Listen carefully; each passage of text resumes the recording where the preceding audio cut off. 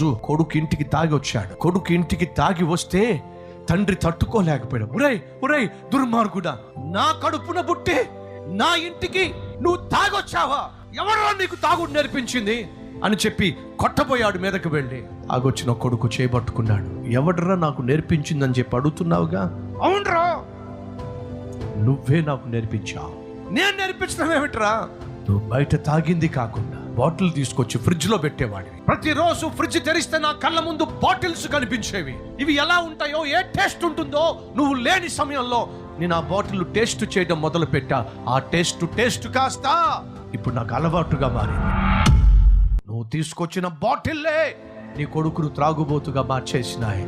ఇప్పుడు నువ్వు చెప్పు, నన్ను ఎందుకు ఇలా పాడు చేశావు? బంగారు భవిష్యత్తు జీవించవలసిన నన్ను ఎందుకు త్రాగుబోతుగా చేశావు? కన్న నీవు సరిగా పెంచడం చేత కాకపోతే నీలాంటి వాడి కడుపున పుట్టడము నాలాంటి కుమారుడికి దౌర్భాగ్యము.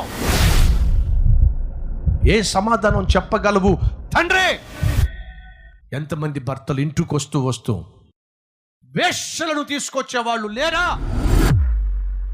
ఉంచుకున్న దాన్ని ఇంటికి తీసుకొచ్చే మూర్ఖులు లేరా అండి? తాము ఏమైతే తాగుతున్నారో తాగే బాటిల్ తీసుకొచ్చేవాడు, తాము తింటున్నటువంటి గుట్కాలు తీసుకొచ్చేవాడు. ఇంటికి రావడం ఆలస్యం, భార్యను తంటున్నాం, బిడ్డల్ని కొడుతున్నాం, ఒక దుర్మార్గంగా ప్రవర్తిస్తున్నాం. ఇదేనా ఒక మనిషిగా నువ్వు ప్రవర్తించవలసిన ప్రవర్తన?